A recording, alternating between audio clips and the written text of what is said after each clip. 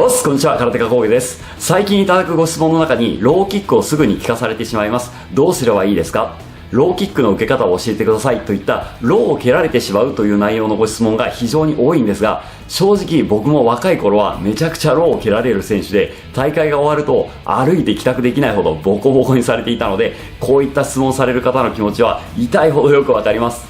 しかも空手はトーナメント制なので、一般部であれば1日 5,6 試合をこなしますし、経験がある方ならわかると思いますが、ローって効かされた次の日になると痛みが増しているので、大会規模が大きくなって試合が2日にわたる場合は、初日にローを効かされてしまうと、翌日は万全で勝ち上がった選手に勝つことは極めて難しくなってしまいます。そこで今回はデビュー当時はローキックをボコボコ蹴られて毎回大会後に歩けなくなっていた僕が蹴られ稽古をすることなくローキックを効かされなくなった大きな理由とその方法、そして具体的な使い方を実際にトップレベルの選手たちとの試合の中で使用していたシーンをご覧いただきながら紹介していきたいと思います。今回の内容は僕が現役時代にトーナメントを勝ち上がるために本当に重宝した技術で、特に素手素足の一般馬はもちろん全攻撃に対してローキックの割合が極めて高い壮年部でも大きな効果を発揮してくれると思います。ローキックを効かされたくない、どうすれば蹴られないようになるのか知りたいという方はぜひ最後までご覧ください。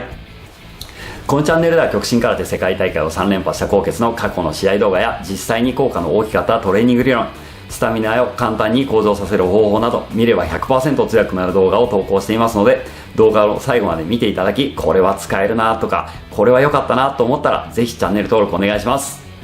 では今からローキックを効かされなくなる方法を解説していきますが、その前に毎回組手や試合でローキックを効かされます、ローキックがうまくブロックできないんです、どうすればいいですかと質問してくる人は、昔の僕もそうだったんですが、ほとんどの方がなぜ自分はローキックが受けられないのか、どうすればブロックできるようになるのかといったように、ローを蹴ってきた相手に対して対処するための技術のことばかり考えてしまっているんです。もちろん蹴ってきたローに対してブロックなども大切な技術の一つですが、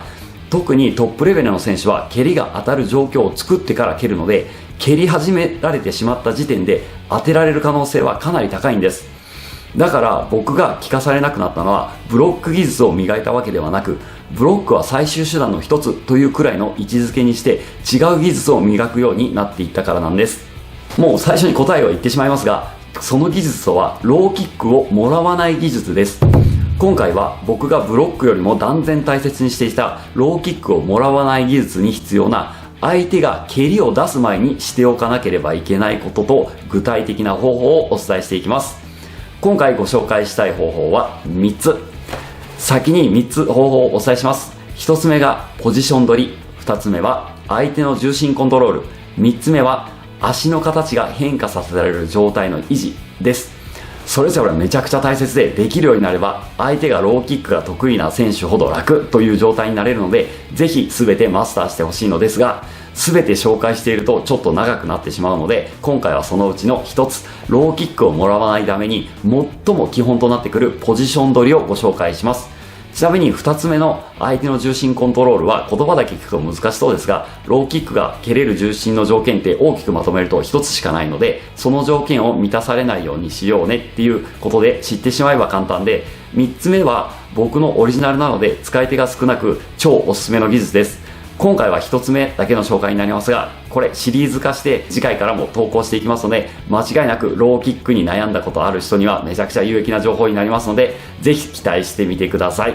ではローキックをもらわないために相手が蹴りを出す前にしておかなければいけないこと1つ目、ポジション取りをご紹介したいと思います。考えていただければすぐにわかると思うのですが、全ての攻撃には適した間合いや相手との位置関係があり、当然ローキックにも蹴りやすい間合いや位置取りがあります。細かく説明しているとキリがないので、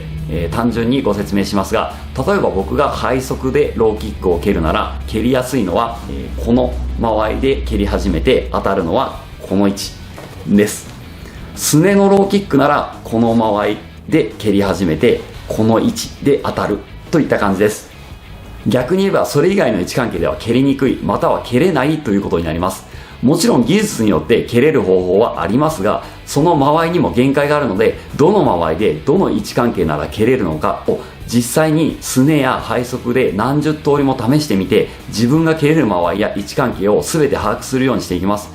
そのためにペアになってもらって、ここなら蹴れるのかなとか、この位置関係はどうなのかなっていうのを何種類もやっていってもらうといいと思います。これを全て把握できるようになると、自分がローを蹴れる間合いや位置関係が分かるようになるだけではなく、相手がローキックを蹴りにくい間合いや位置関係が分かるようになります。そうなればあとは簡単で、相手がローを蹴りやすいポジションを避ければいいんです。ちょっとここで実際に蹴られないポジション取りをしている映像を少しだけご覧ください。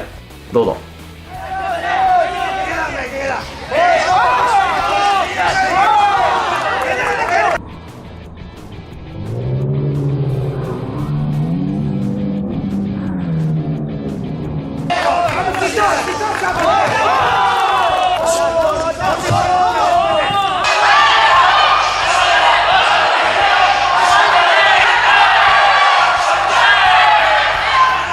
どうですか？今のはインローに対してのポジション取りでしたが、他にも外ローであれば、ちょっとこちら上から見た図を描きましたが、相手の選手がこちら、自分がこちらだとしたら、相手の選手が外のローキック、外ローキックを狙ってきた場合、蹴りにくいポジション取りは、前や蹴り足の方向、こちらに移動したり、蹴る前にこちら、離れるなど、ポジション取りはいろいろあります。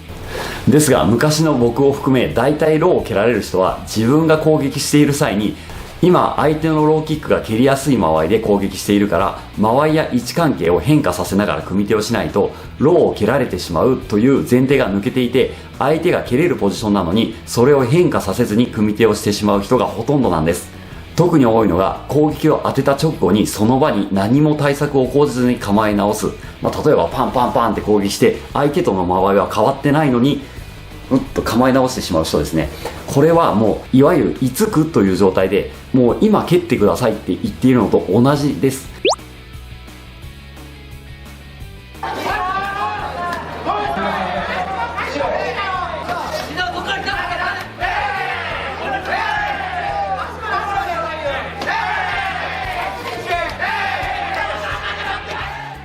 なのでローを蹴られないようにするには、構え直す直前に相手の正面から、こちらで書いたみたいに、ずれたり間合いを外したり詰めたり、やり方はいろいろありますが、まずは攻撃の直後は蹴れないポジションに移行するを徹底してみてください。ではもう一度実際にトップレベルの選手を相手に試合で使っているローを蹴らせないポジショニングで特に分かりやすいものをピックアップしたので、ぜひ参考にしてみてください。どうぞ。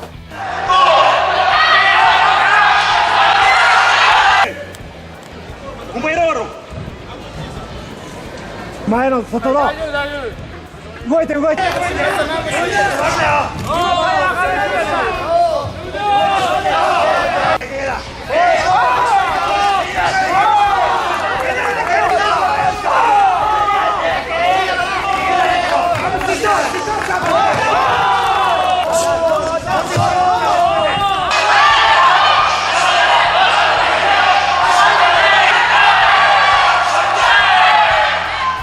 いかがですか？まずこれが一つ目の方法。相手が蹴れないポジションを常に取るように意識するポジション取りです。次回は二つ目となる相手の重心コントロールです。僕が重心コントロールする上で現役の頃に最も対応していた相手のローキックが蹴れなくなる簡単な重心コントロール法をお伝えしますので、次回投稿を見逃したくない方は登録後に出るベルマークをタップして全てを選択していただくと、更新を見逃さずにご覧いただくことが可能になりますので、よかったらベルマーク全てをタップしてみてください。今日も YouTube を最後まで見ていただきありがとうございます。これからも 100% 強くなるために役立つ動画を更新していきますので、動画の内容が良かったらいいねボタンとチャンネル登録して、極真空手世界王者コーケスの YouTube 道場で一緒に強くなりましょう。おっす。